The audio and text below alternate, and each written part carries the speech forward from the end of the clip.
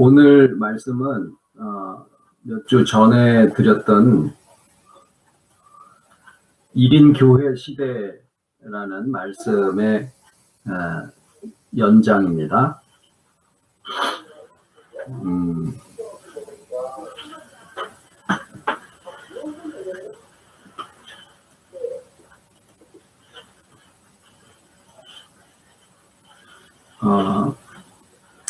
혼자 사는 경우에 뭐 젊은 분들도 그러실 수도 있고, 또 연세가 드셔서 혼자 사시게 되시는 경우들도 있고요. 근데 이제 혼자 사시게 될 경우에, 왜 이런 말씀을 드리는지는 지난번에 쭉 다 우리가 이 현재의 상황에 대한 말씀들을 나눴습니다. 한국 사회의 약 30% 정도의 가구들이 지금 혼자 살고 있다라는 통계가 있어요. 그런데 그와 함께 또 교회를 나가지 않고 그냥 혼자서 신앙생활을 하는 분들도 또 굉장히 많아서 약 200만 정도가 된다고 합니다. 그것은 전체 기독교인들의 약 또 30% 정도가 돼서, 공교롭게도 혼자 사는 가구와 교회 다니지 않는, 그러면서 기독교인이라고 생각하는 그런 교인의 통계가 거의 비슷하게 나오고 있다는 것은 서로 연관은 없는데 재밌는 일 중에 하나입니다. 일종의 사회 현상이라는 거죠. 그래서 많은 비즈니스를 연구하고 그러는 사람들이 그 돈을 버는 대상으로서 혼자 사는 가구를 위한 비즈니스를 만들기도 하고, 여러 가지 거기에 대한 사회 현상으로의 연구도 이루어지는 데 비해서 유독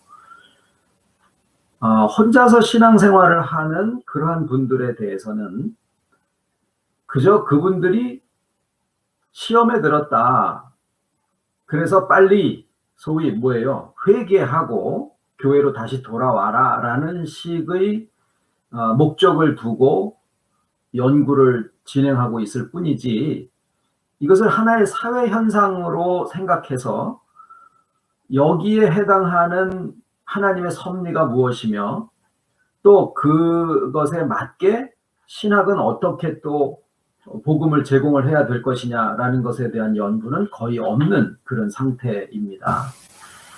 그런데 하나님이 이스라엘 백성을 바벨론이나 온 세계에 흩어버리게 되셨던 그 이유도 이스라엘 백성에게서 어떤 잘못을 찾는, 여러분들이 하나님의 율법을 잘 지키지 않아서 그렇습니다 라는 그러한 관점으로 그때 당시에 신학자들이 많이 해석을 했거든요. 그런데 더 넓은 관점에서 보면 그것이 이스라엘 백성들이 하나님의 명령을 순종하지 않았기 때문에 그들이 잘못해서 나라가 멸망했다라는 그 관점이 아니라, 하나님께서 실상을 알게 하시기 위해서는 실상을 알려주는 그 어떤 매개물들 있잖아요. 성전도 실상은 그리스도지 그 성전 자체가 아니에요. 또 이스라엘이라고 하는 그 나라도 하나님의 택하심은 그 유태인들에게 있는 게 아니거든요. 그러니까 유태인들을 하나의 모델 케이스로 취하셨을지 모르지만, 다윗 왕조가 그러하고 솔로몬의 성전이 그러하고 이스라엘 백성이 그러하고 다 흩어놓는 그러한 결과가 예수님 오시기 전에 이루어졌더라라는 것은, 그 어떤 것도 보이는 것들을 실체로 여기지 말라고 하는 그 뜻이 그 안에 담겨져 있습니다. 교회도 그러합니다. 많은 교회들이 10만 명이 되고 50만 명이 되고 100만 명이 되고 이러잖아요. 그러면은 자기네 교회가 마치 하늘나라에 이루어져야 되는 그 실상이 되는 그 교회라는 착각을 해서, 우리 교회에 와야 구원을 얻고 우리 교회에 와야 어떤 수준에 올라갈 수 있고 우리 교회에 와야 하나님한테 사랑을 받는 것이다라는 그런 착각 속에 빠지는 경우들이 상당히 많습니다. 어떤 보이는 매개물도 하나님의 실체를 대체할 수 있는 것은 없습니다. 그러나 이 땅에 있는 것은 그러면 전체가 무의미하냐? 절대 그렇지는 않지요.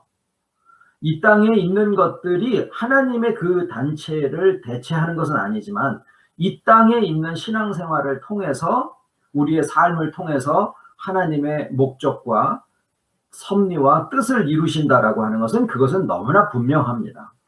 우리가 죽은 다음에가 아니라 육신을 가지고 이 땅에 있는 동안에 우리의 삶과 인격과 신앙생활을 통해서 하나님의 뜻을 성취하게 되어 있는 것은 그것은 분명한 사실이에요.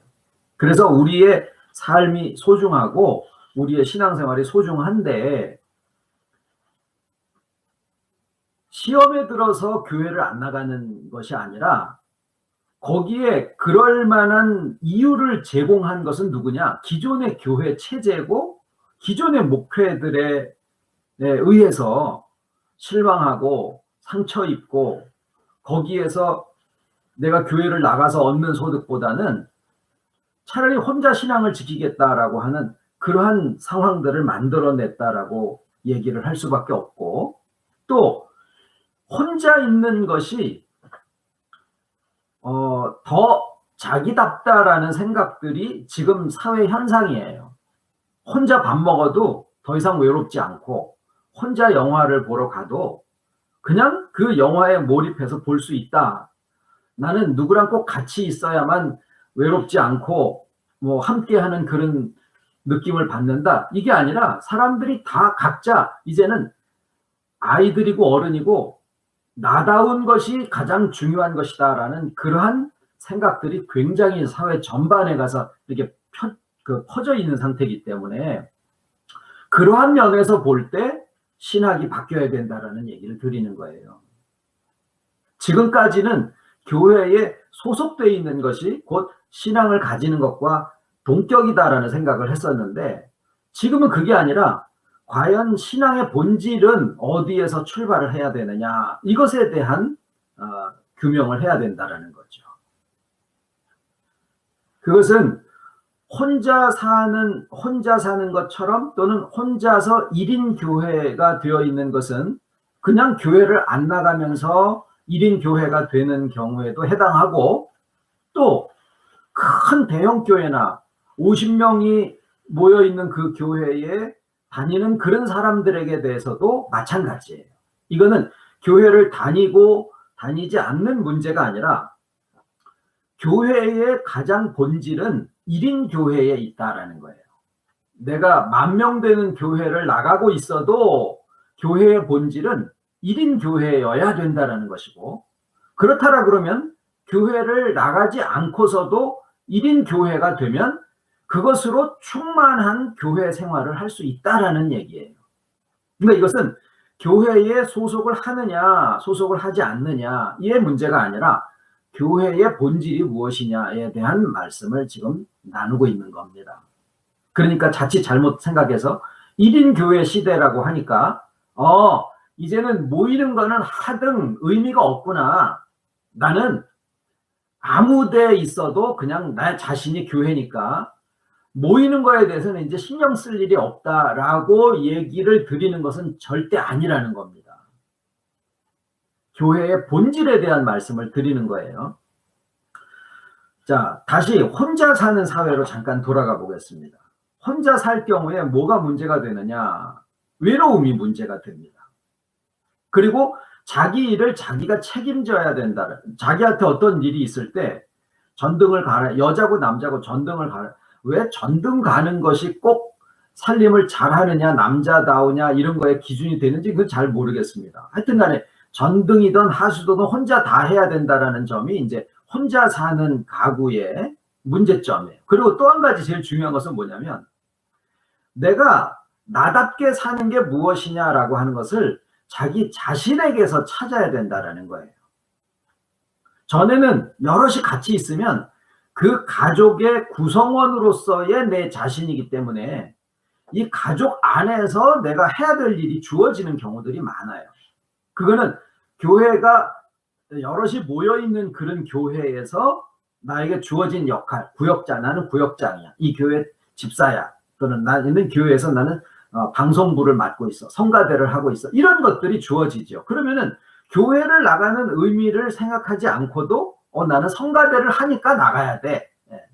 나는 교회에 작정 헌금을 했으니까 그것을 다 마치기 전까지는 이 교회를 꼭 다녀야 돼. 뭐 이런 식의 단체에서 주어지는 어떤 의미로 자기의 신앙이나 자기의 생활을 의미를 찾는 경우들이 있었다라는 거예요. 근데 혼자 살고 혼자 신앙생활을 해야 될 경우에는 전혀 의미가 달라지죠. 자기가 자기를 책임져야 되며 자기가 살아있는 의미와 내가 혼자 살아가는 목적과 내가 혼자 신앙생활하는 의미를 자기 혼자서 찾고 해결을 해야 된다는 거예요. 목사가 설교를 할 경우에는 그런 것에 대한 의미를 제공해 드리는 것까지 돼야 1인 교회 시대에 합당한 신학이라고 할 수가 있겠습니다. 여기에다 대고 당신 잘못됐으니까 시험 들은 데서 빨리 회개하고 가까운 교회로 나가시오. 건전한 교회로 나가시오. 큰 조직화되어 있는 프로그램 검증되어 있는 그런 교회로 나가시오. 이렇게 권면을 해서는 안 된다라는 거예요. 여러분이 혼자서 신앙생활을 하는 것은 이 시대의 하나의 모습입니다. 사회현상입니다. 하나님이 소속으로 생겨지는 숫자의 권세로부터 우리 자신을 빼내시는 하나의 사회현상을 통한 하나님의 인도하심일 수도 있습니다. 우리가 교회에 소속이 돼 있든 혼자 계시던 간에 우리가 1인 교회로서의 어떤 조건이나 그러한 특징들을 다 가지고 있다라고 하면 여러분들이 교회에 소속이 되어 있던 아니면은 개인으로 신앙생활을 하시던 여러분은 하나님 앞에 그냥 교회입니다. 이 얘기가 지금 우리가 나누고 있는 본질이에요. 말씀의 교회 식구들은 이 말씀 듣고 잘됐다. 나는 이제 교회에 소속이고 뭐고 없어도 되니까 이제는 교회를 안 나가도 되겠다. 모이는데 나는 1인 교회를 하기 때문에 안 나가겠습니다. 라고 생각하지 않으셨으면 좋겠습니다. 자, 1인 교회의 가장 기본적인 단위는 한 사람입니다. 그것은 마치 우리 몸이 약 60조 개의 세포로 되어 있는데 그 세포들은 다 각자가 살아있어요. 그리고 재밌는 것은 제 몸에 있는 세포는 제 몸에 있는 세포들끼리 서로 인식을 할 수 있어요. 이 세포는 이 발가락에 있는 세포든 뭐 머릿속에 있는 세포든 이거는 내 세포야 라고 우리들이야 라고 서로 알 수 있는 그런 그 이름표들을 다 붙이고 있다는 거예요. 그래서 내 몸에 있는 건강한 세포를 띄어서 옆 사람한테 주잖아요. 그러면 그 옆 사람한테 가서 내 몸의 세포가 그 옆 사람한테 가가지고는 병균 취급을 받아요. 그래가지고 백혈구들이 모여가지고 내 몸에서 간 세포를 이거는 적이야 적 그래가지고 잡아먹어버립니다. 고름이 생기고 그래요. 그러니까 내 몸에 있는 60조 개의 세포들은 그 세포들끼리 우리는 다 한 몸에 있는 세포야 라는 인식표들을 다 가지고 있어서 그게 어디를 돌아다녀도 그러니까 허벅지에 있는 살을 띄어가지고 얼굴에다 이렇게 성형을 하잖아요. 그러면 조금 지나면은 이게 다 아무라들어서 원래 여기에 있던 세포들인 것처럼 사는 거예요. 이사를 가도 돼요. 그런데 아무리 건강해도 딴 사람 몸에 있는 세포를 여기다 갖다 붙이면은 막 고름 나오고 터지고 이거 부작용이 생기고 막 그러지요. 신장도 마찬가지예요. 그리고 이 몸에는요 60조 개의 세포들이 각각 독립되어 있어요.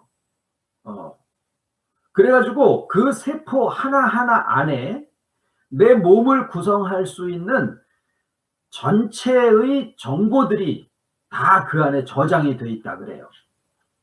그러니까 이론적으로는 내 입 안에 있는 세포를 하나 뜯어내가지고 그것을 잘 배양을 해서 세포 분열을 하고 점점 많아지면은 그 세포들이 그냥 덩어리져서 이렇게 커지는 게 아니라 거기에 이제 물론 줄기세포 이런 것들이 나와야 됩니다만은 그게 점점 커지면은 저랑 똑같이 생긴 사람이 하나 이렇게 만들어질 수도 있다라는, 그게 이론적으로는 가능하다라는 거예요. 만약에 우리가 좀 더 오래 살고 그러면 어쩌면 한 몇십 년 후에는 지금 말씀드린 이런 일들이 현실적으로 가능한 그런 사회가 될지도 모릅니다. 그게 윤리적으로 좋으냐 안 좋으냐 그거는 모르겠어요. 여기서 지금 나누고 싶은 것은 그런 원리가 있다라는 거죠. 그런데 모이면은요, 세포들이 이제 모이면 한창 TV에 무슨 무슨 박사가 거짓말로 해서 줄기세포를 했는데 그게 가짜로 실험을 조작을 했느니 뭐 그런 얘기들이 신문지상에 나오고 그런 적이 있었죠. 그때 그 줄기세포라고 하는 것이 어떤 기관으로든 다 분화가 가능하다라는 뭐 그런 기능을 가지고 있다 그래요. 그러니까 결국에는 뭐냐, 엄마 뱃속에 엄마 아버지의 정자 난자가 합해져 가지고 생긴 수정란이 이제 나 자신인데 그게 하나가 두 개가 되고 두 개가 네 개가 되고 네 개가 8개, 32개 뭐 이런 식으로 점점 분화가 되어져서 이게 점점 많아지면은 그 중에서 어떤 것은 태가 되고 어떤 것은 아가 되고, 그래서 태는 나중에 죽어버리고 아가 살아나죠. 근데 살아나는 아는 점점 커지면서 거기 어떤 것은 머리가 되고 어떤 것은 다리가 되고 심장이 되고 이게 다 나눠진다라고 하는 거예요. 그리고 그런 모든 순서가 우리 세포 안에 있는 DNA 안에 다 들어가 있다라는 거죠. 하여튼 우리 몸을 연구해 보면 하나님의 섭리가 어떻게 진행이 될 건가 하는 것에 대한 아이디어를 많이 얻을 수 있으리라고 생각을 합니다. 그런데 이제 다시 돌아와서 1인 교회로 돌아가 보면 1인 교회는 하나의 세포나 마찬가지다라는 이야기입니다. 이 하나의 세포가 점점 많아져서 나의 전체 몸이 되듯이 1인 교회가 한 세포가 살아있듯이 1인 교회가 될 수 있는 조건은 무엇이냐?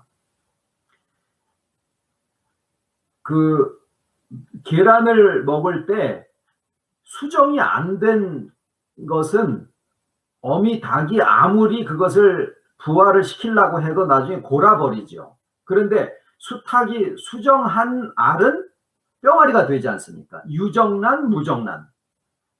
사람 혼자서는 살아있는 1인 교회가 되지 못합니다. 거기에 반드시 주와 하나 된이라는 조건이 붙어야 돼요. 그래야 그냥 사람이 아니라 교회가 됩니다. 베드로전서 1장에 나와 있는 산돌이신 예수에게 나와 너희도 산돌같이 신령한 집으로 지어지고 라고 했을 때 그 산돌은 살아있는 거라는 것은 그냥 돌은 그냥 사람이에요. 그런데 산돌은 주와 하나 되어 있다라는 거예요. 우리의 신앙이 어떤 과정을 거치고 어떤 교회를 거쳐서 신앙생활을 했고 어떤 말씀을 들었던 간에 우리가 주 앞에서 너는 어느 교회를 다니다 왔니? 전혀 중요하지 않아요. 너는 개혁주의냐 아니면은 감리교냐 순복음이냐 전혀 중요하지 않습니다. 천국에 가서는 당신이 목사를 하다 왔느냐 장로교인이었느냐 그런 거 전혀 중요하지 않습니다. 단지 무엇이 남아있으면 되느냐, 너희가 거듭난 것이 썩지 아니할 하나님의 말씀으로 되었느니라. 하나님의 말씀의 씨로 되었느니라. 그 말씀의 씨가 뭐냐면 이론과 이치를 얘기하는 게 아니더라라는 거예요. 우리가 경험한 바로는 이론과 이치만인 줄 알았더니 그래서 이론과 이치적으로, 교리적으로, 교훈적으로, 논리적으로 모순이 없기 위해서 이렇게 저렇게 많은 생각들을 했었거든요. 그것도 중요합니다. 그런데 거기에 더 중요한 것은 능력이더라라는 거예요. 능력. 하나님의 능력이 실제로 우리에게서 회복의 역사를 일으키고 있으시더라라는 것을 이론을 전하다 보니까 능력을 경험하게 되더라라는 거예요. 제 안에서, 여러분 안에서. 그런데 더 근본적으로 들어가서는 생명인데 이 생명은 주님 자체를 가리킵니다. 오직 예수가 사람들 가운데 다른 이유는 뭐냐면 그분만 하나님이시기 때문에 그래요. 그분을 다른 사람들과 같지 않게 우리가 생각하는 이유는 그분이 다른 사람들보다 더 놀라운 일들을 했기 때문이 아니에요.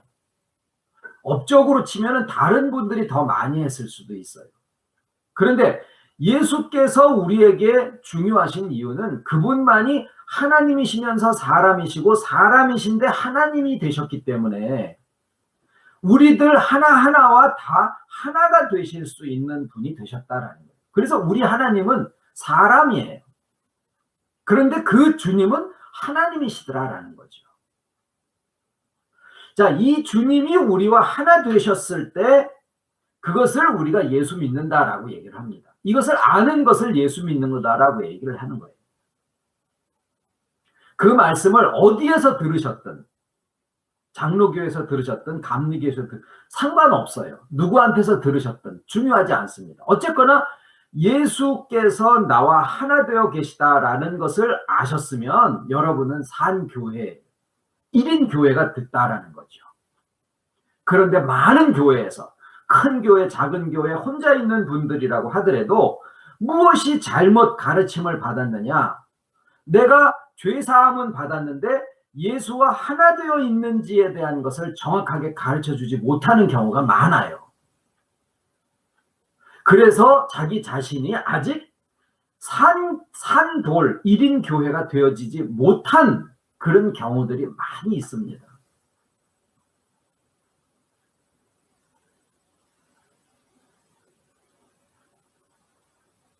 그리고 하나 되었다라고 하면서도 앞으로 주님이 오신다라고 얘기를 하니까 논리적으로 볼 때 하나 되어 계시는데 뭘 또 와? 그러니까 논리 속에서는 논리를 포기하고 무조건 가르쳐 주는 대로 믿어라라는 식의 이상한 교리 쪽으로 빠져들 수 있게 되는 거죠.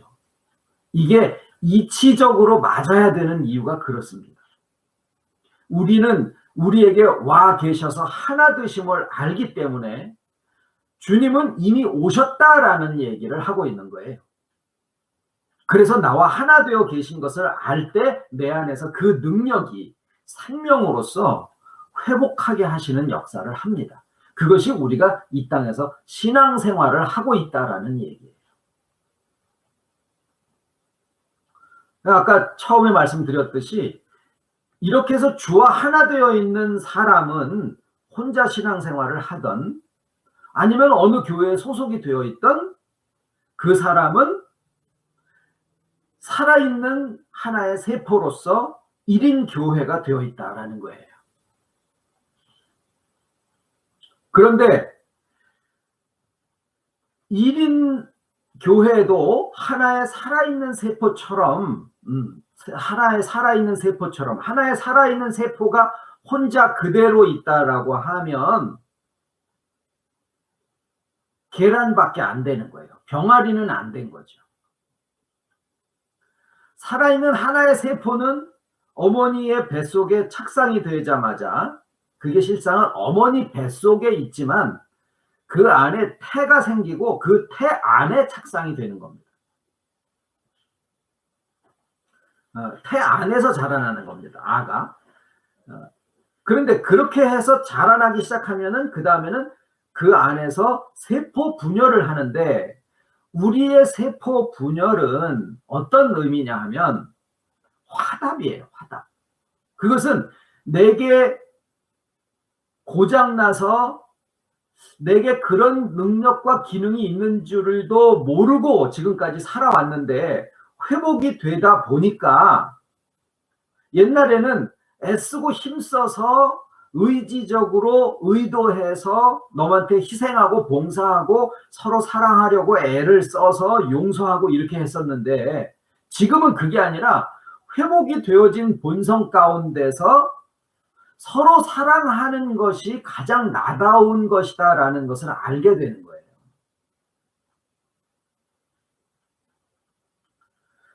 내가 알고 있는 가장 잔인한 말을 골라서 본성적으로 상대방의 마음을 후벼 파는 것으로 이제까지 살아오는 나의 기술을 삼았다라고 하면 이제는 내 안에 있는지도 몰랐었던 서로 사랑하고 위로하고 상대로 하여금 회복하게 하는 그러한 기능이 내 안에 내재되어 있더라라는 것을 알게 된다는 거죠.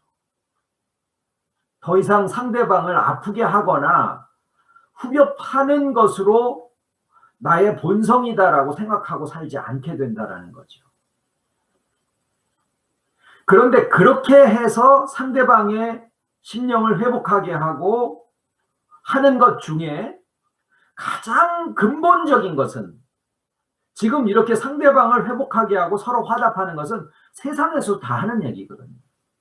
근데 가장 근본적인 인격의 내면에서부터 상대를 회복하게 하는 것은 무엇을 알려주는 거냐면 당신도 주와 하나 되어 있습니다 라는 거예요. 지금 교회의 소속에서부터 우리가 지금 빠져나오는 얘기를 하고 있지 않습니까? 그러면 무슨 얘기까지 가능하냐면 아주 근본적으로 들어가면 교회를 다니지 않는 사람 중에서도 영이 소생되어 있는 사람들도 있을 수 있다라는 거예요. 예수 복음이 전파되기 전에 죽은 사람들 가운데서도 영이 소생된 사람도 있을 수 있다라는 거예요. 바꿔 얘기하면 교회를 다니는 사람 중에서도 영이 소생되지 않고 교회만 다니고 있는 사람들도 있을 수 있다라는 거예요. 교회의 신앙생활이 곧 영의 소생과 동급이냐? 아니다라는 거죠. 그래서 어떤 목사님이 그런 책을 썼어요. 지옥 가는 크리스찬, 기독교인. 그래서 베스트셀러가 된 적이 있습니다. 저는 그 말씀이 교리적으로 맞다고 생각을 합니다. 물론 경우의 수는 교회 안에서 구원을 얘기를 하고 교회 안에서 복음을 얘기를 하고 교회 안에서 주님과 하나 되었다라는 얘기를 하니까 교회 안에 있는 사람들 중에 그런 얘기를 영이 소생된 것을 알고 가는 사람들이 많겠죠. 그러나 그것이 꼭 여기에 맞는다라고 할 수는 없다라는 거예요. 그러니까 우리가 알아야 된다라는 겁니다. 내가 교회에 소속되어 있다라고 하는 것으로가 아니라 바로 알아야 된다라는 거죠.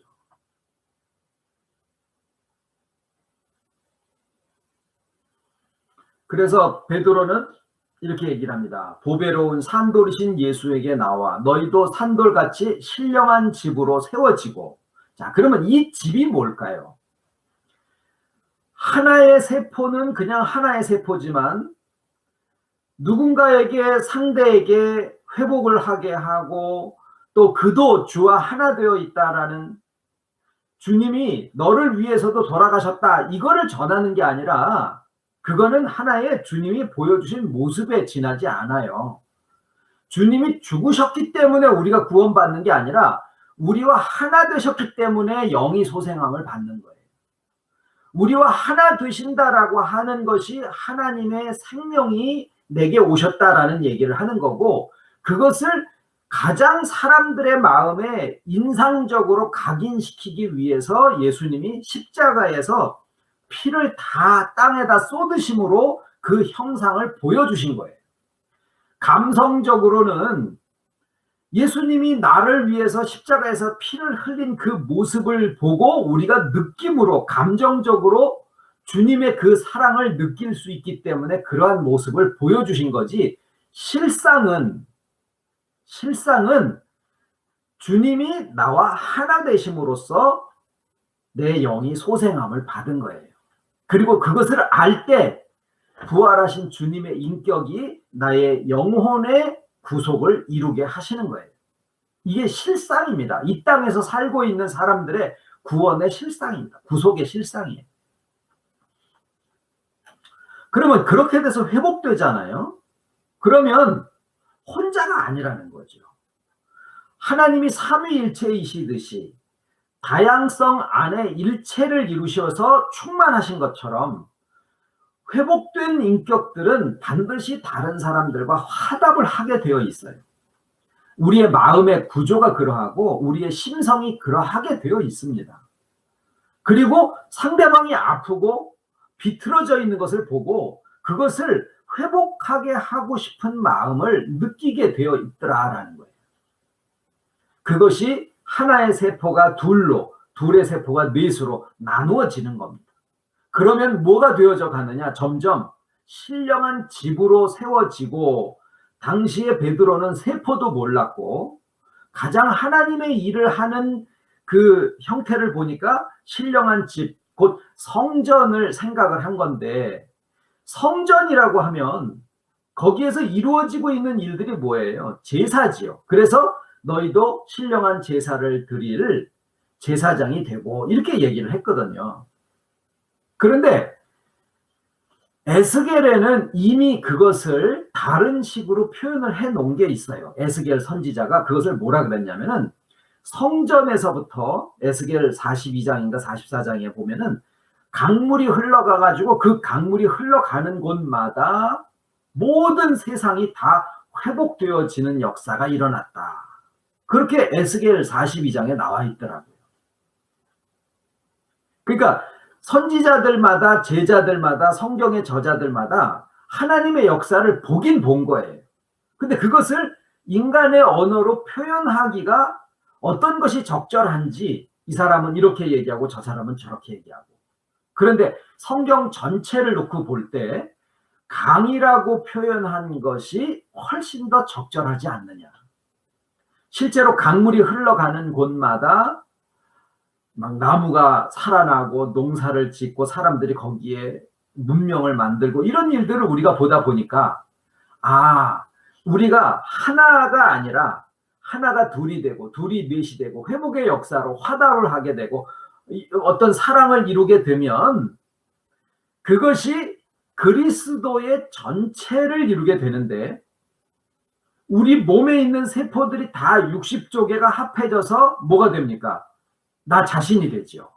그것처럼 우리들 하나하나가 교회인데, 1인 교회인데, 1인 교회가 말씀의 교회, 무슨 뭐 어느 교회 이런 데 있거나 아니면 혼자 있거나, 우리는 각자 자기가 살고 있는 모든 그 곳에서 내가 연세가 어떻게 됐든 직장 생활을 어디서 하든 뭐 어느 지역에서 살든 상관없이 자기의 삶의 형태를 떠나서 내가 1인 교회로서 살아있는 주님의 산돌이 되어지면 거기에서 주님의 그리스도적인 역사를 하게 되는 거예요. 그러면은 그러한 전체 교회가 있겠지 않습니까? 시대와 상관없이 그 전체 교회로 이루어져 있는 전체의 몸이 있을 거 아닙니까? 그 전체의 몸을 뭐라 그럽니까? 그리스도라 그래요. 그러니까 그리스도는 이 땅에 저나 여러분이나 또는 어떤 인격체로 따로 존재하시는 분이 아니다라는 거죠. 그리스도는 우리 안에 나로서 존재하고, 또 전체 2000년 전에 있었던 교인들이나 그 전에 역사적으로 있던 분들이나 우리가 알지 못하는 이순신 장군도 구속받은 하나님의 백성인지 알 수가 없는 일이에요. 세종대왕도 그러실지, 그때 노비 중에 하나가 그러실지 우리는 모릅니다. 러시아에 살던 어떤 사람이 하나님의 구속한 백성일지 우리는 몰라요. 하지만 우리는 어떤 사람이든지 상관없이 그 안에 하나님의 구속이 예수와 하나 되심으로써 우리가 살아났다라고 하는 사실을 알려줄 필요가 있다는 거죠. 왜? 거기에서부터 인격의 가장 근본적인 회복이 이루어지기 때문에. 교회 나가세요라고 얘기를 하는 게 아니라 당신도 주와 하나 되어 있는 사람이야 라고 이야기를 하는 것이 제대로 된 전도예요.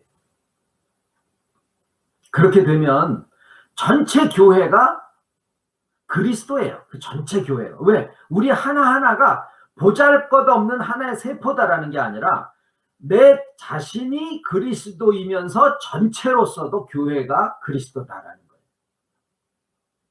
그런데 그 하는 역할은 다르지 않습니다. 암세포만 빼고, 암세포는 내 자신이 역할을 하지 않고, 간세포인데 간세포가 역할을 하지 않고 그냥 자기 증식만 하는 거예요. 이게 뭘까요? 그리스도의 교회의 역할은 서로 사랑하면서 회복하게 하는 일을 하는 것인데, 그러지 않고 숫자만 불리는 거, 그게 암세포예요. 그러면 어떤 교회가 500명 교회가 갑자기 5,000명이 됐는데 회복하게 하는 일은 하지 않고 그 교회가 숫자만 늘어났어요. 그러면 암세포예요. 간에 그런 원래 자기 기능을 하는 막 화학물질을 만들어내고 효소를 만들어내고 독소를 제거하는 그런 여러 가지 일들을 막 하고 있는데, 어느 세포가 그 일은 하지 않고 교회로서의 일은 하지 않고 숫자만 늘리면 그 암세포가 점점 커져가지고 본래 간의 기능을 못하게 만들게 되기 때문에 죽는 거예요. 그러니까 우리가 할 것은 숫자를 늘리는 데다가 관심을 둬서는 안 됩니다. 이거 굉장히 중요한 말씀을 드리는 거예요. 숫자를 늘리는 데 관심을 둬서는 안 됩니다. 뭐에 관심을 둬야 될까요? 하는 일에 관심을 둬야 돼요. 무슨 일이에요? 서로 화답하는 거예요. 서로 상대방의 아픔을 회복하게 하는 그 일을 하는 거예요. 너 안에도 주님이 하나 되어 있다라는 얘기를 하는 거예요. 내가 일을 하다가 어떤 사람을 만납니다. 너 저기 하나님 믿니? 안 믿어. 너 사람의 근본은 하나님과 하나 되는 거예요. 네 안에도 예수님이 하나님이신데 예수님과 하나 되어 있어. 그걸 알아야 돼. 그거 알고 살아야 돼. 교회를 나가라는 게 교회를 나가도 되고 안 나가도 돼. 근데 너 안에 하나님의 본성과 하나 되어 있는 게 있어. 이 얘기를 하는 거예요. 어떤 사람을 만나든 간에. 그게 우리가 살면서 하나님의 살아있는 생명을 가진 존재로서 이 땅에서 살아가고 있는 삶의 의미입니다. 그런데 그 얘기를 대번에 하기는 좀 그러니까 그 사람의 아픔을 들어주고, 그래서 예수님이 뭐라 그러셨는데, 처음부터 복음을 전하라고 한 게 아니라 처음에는 병든 자를 고쳐주고 앉은 병이를 일어나게 하고, 그리고 천국이 가까웠다라고 해라. 그건 뭐예요? 야, 네 안에 주와 하나 되어 있는 게 그게 천국인데, 그 천국이 가까웠다라는 거는 이 복음에 네가 너 얘기하는 거 보니까 하나님의 나라가 멀지 않았다. 네 안에 이루어질 하나님의 나라가 얼마 멀지 않았다. 네 안에 하나님의 나라가 이루어질 거야. 어이구, 앞으로 주님 오실 나라가 멀지 않았어. 이 얘기가 아니라는 거예요. 네 안에 천국이 이루어질 거예요. 얘기를 조금만 더 들어봐. 우리가 기회 있을 때마다 내가 알려줄게. 한번 얘기를 들어봐. 그거를 예수님이 제자들한테 하게 하신 거예요. 그래서 이러한 삶은 강물이거든요. 강이에요. 우리 인격의 내부에서도 생각이 끊임없이 흐르고, 뭐 기도 흐르고 무슨 뭐도 흐르고 전부 핏줄도 흐르고 신경도 흐르고, 다 우리의 인격 자체가 흐름이죠. 그리고 사람이 살아가는 것 자체가 하나의 흐름이에요. 인터넷도 다 흐름이에요. 그런데 그 흐름 속에서 회복하게 하고 소성하게 하는 것이 우리가 살아가는 삶의 의미다라는 거죠. 그래서 처음에 말씀드린 대로 혼자 사는 사람의 가장 큰 문제는 외로움인데, 그래서 사람들이 소속을 원해요. 어디에? 같이 있기를 원해요. 혼자 밥 먹으면 이상해. 근데 진짜 외로움은 내가 혼자 있기 때문에 생기는 게 아니라 자기 마음 속에서 나옵니다. 그게 커지면 우울증 걸리는 거잖아요. 혼자 있던 둘이 있던 열이 있던 500명이 있던 간에 내 안에서 주와 하나 되어 있다라는 이 믿음이 있을 때 우리는 외로움에서부터 벗어나지는 거예요. 물론 사람들이 같이 어우러져서 서로 얘기하고 이것도 필요합니다. 왜? 흙으로 돼 있으니까 흙으로 부딪혀지는 게 필요해요. 우리도. 모여서 서로 나누고 교제하고 이거 필요합니다. 우리가 한 달에 한 번씩 모이시면은 이제는 식사만 하시고 땡 이렇게 가실 거로 생각하지 마시고 이제 날도 좀 풀리고 그러니까 일찍 오실 수 있는 분은 토요일 날 가족들 부르셔가지고 야 여기 와가지고 하루 좀 같이 묵고 가자. 개울물도 막 송사리가 사는 그런 깨끗한 물이니까 그렇게 하자. 또 그리고 좀 당일날 오셨다 가시는 분들은 어차피 주일날이니까 놈들은 오전 예배 보고 주일날 점심 먹고 오후 예배까지 보고 이렇게들 가고 다 그렇게 신앙생활을 하고 그렇게 해왔는데 우리도 좀 늦게까지 있으면서 얘기들 좀 하자. 아우 전라서에서 오고 강원도에서 오고 그래가지고 밥만 땡 먹고 가면 너무 아깝지 않냐. 이런 생각들로 좀 모이셔가지고 좀 교제들도 좀 하셨으면 좋겠습니다. 그러나 가장 중요한 것은 주께서 나와 하나 되신 이 생명과 능력과 이 복음의 소식을 우리가 자기 것으로 가지는 게 그게 가장 중요하다라는 거죠. 외로운 사람들이 이 1인 교회로서 이 충만해진 사람들이 아닌 외로운 사람들이 모여서 몇천 명 되잖아요. 그러면 외로운 사람들의 문화만 생겨요. 그건 뭘까요? 자꾸 달라 그러는 거예요. 외로우니까 사람들한테 집착하게 돼요. 더 달라 그러고. 몇 번 모였어? 뭐 이런 걸로다 횟수로다가 사랑을 측정을 하려고 그러고. 이게 다 외로운 문화에서 나오는 거예요. 그러나 하나님은 충만하신 하나님이 우리들더러 또 충만하게 하시는 존재를 만드신 거니까 우리가 주 안에서 먼저 내가 회복이 되어지면 화답하고 또 반응하고 그렇게 해서 세포 분열하고 그래서 점점 그러한 강물이 흘러나가게 되면 그런 모든 삶들 가운데서 우리가 충만한 삶 속으로 우리가 들어가게 되는 거죠. 그게 하나님이 우리를 충만케 하시고 이 땅에 살게 하시는 의미요 목적입니다. 기도하겠습니다.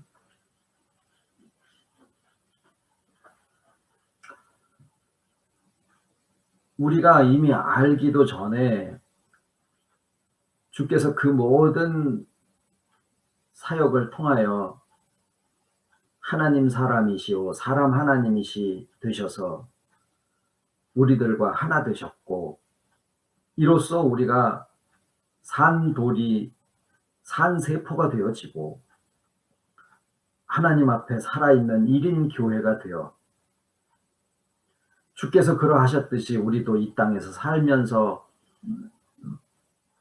서로가 서로를 회복하게 하고 또 주께서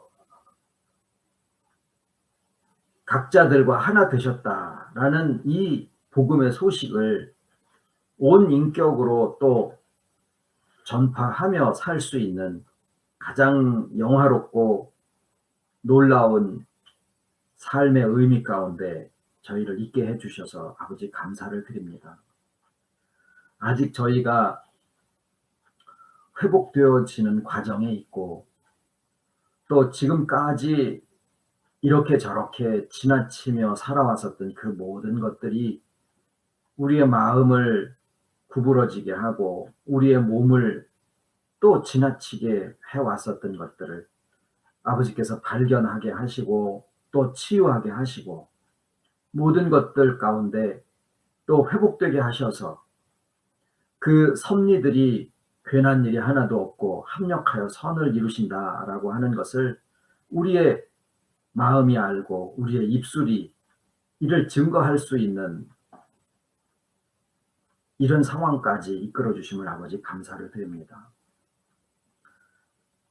우리가 살아있는 하나의 1인 교회로서 우리가 서로 알던 모르던 각자들의 모임 가운데서 그저 자기 닮은 사람들만을, 자기 소속된 소유로서의 사람들만이 많아진 것이 아니라 회복된 인격으로서 또 서로를 회복하게 하는 이 그리스도의 오신 목적을 저희들도 잘 살아가면서 수행함으로 정말 아버지의 충만함과 같은 그러한 충만한 삶을 어디에 있든지 살아갈 수 있기를 진정으로 소원을 드립니다.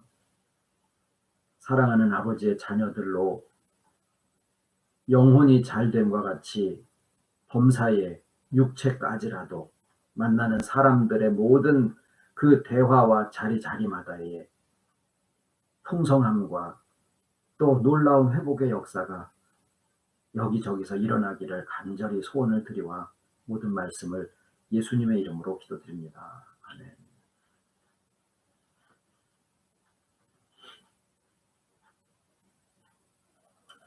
예, 어제 오늘 새벽에 도착을 했습니다. 중간에 공항에서 오는데 약간 좀 곤란한 상황이 있기는 했습니다만은 그래도 잘 왔습니다. 와서 좀 정신을 잃다시피 좀 많이 자고 지금은 좀 회복이 많이 된 상태입니다. 감사드립니다.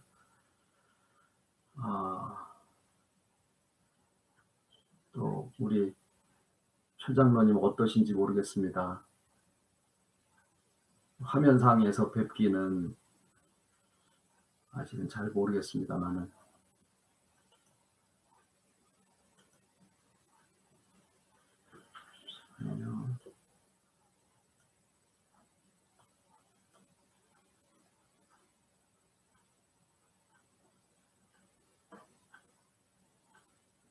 좀 아직은 좀 많이 힘드시죠?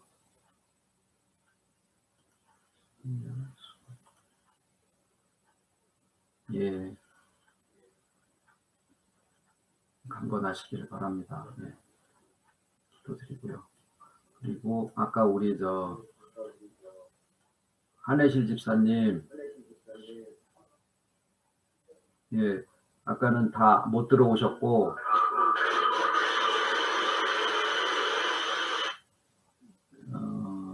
여수 여기입니다. 예, 우리 아들 강산이가 토요일 날 결혼을 했습니다. 여기 아내는 신부는 그 중국에 계시는 조선족인데 이제 우리 강산이가 중국에서 지금 비즈니스맨으로 계시기 때문에 거기서 또 좋은 아가씨를 만나서 그 사돈댁은 목회를 하시는 분이시고 그래서 한국과 미국 중국을 왔다 갔다 하면서 아마 생활을 할 것 같습니다. 한혜실 집사님 아까 인사하신 것 같은데 잘 안 들려서 한번 다시 하시죠. 여러분들이 마음 써주셔서 어제 결혼식 무사하게 잘 치렀습니다. 네. 감사합니다. 예, 고맙습니다. 예. 가서 목사님 가시는데 인사도 제대로 못 하고 그냥 그래서 죄송합니다. 아유, 별 말씀을요. 그리고 따로 전화를 제가 통화를 못 했는데 강산이 한국에 와서 머물 때 만약에 여건이 되면 광주 교회에 와서 좀 묵어도 어떨까 싶습니다. 알아서 하시고 대신에 누가 이렇게 이부자리나 식사나 이런 거는 알아서 다 챙기시고 해결하시고 그러셔야 돼요. 엄마가 와서 해주시든지 장소만 제공을 해드립니다. 감사합니다. 네. 언니랑 또 얘기 나눠서 가겠습니다. 예. 꼭 우리 이제 모이는 거는 매달 둘째 주지만 여수 지난번에 이지원 집사님 댁처럼 여건이 되시면은 다른 주에도 또 올라오셔도 괜찮고. 예. 감사합니다. 언니랑 또 얘기 나눠서 가겠습니다. 네. 네. 언니랑 또 얘기 나눠서 가겠습니다. 네. 감사합니다. 예. 언니랑 또 얘기 나눠서 가겠습니다. 네. 감사합니다. 예. 언니랑 또 얘기 나눠서 가겠습니다. 네. 감사합니다. 예. 찬송 한 장 드리겠습니다.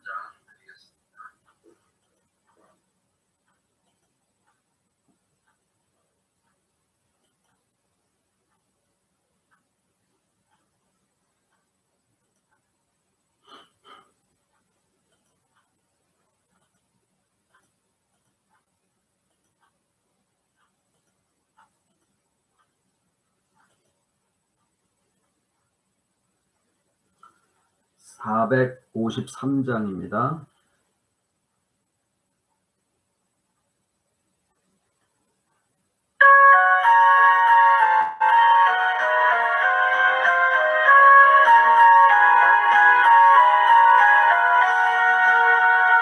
주는 나를 기르시는 목자요, 나는 주님의 귀한 어린 양. 푸른 풀과 맑으시는 물가로 나를 들인도하여 주신다. 주는 나의 좋은 목자, 나는 그의 어린 양. 저를 따라 꼴을 먹여주시니 내게 부족함 전혀 없어라. 예쁜 새들 노래하는 아침과 노을 비끼는 고운 황혼을 사랑하는 나의 목자 음성이 나를 언제나 불러주신다. 주는 나의 좋은 목자, 나는 그의 어린 양.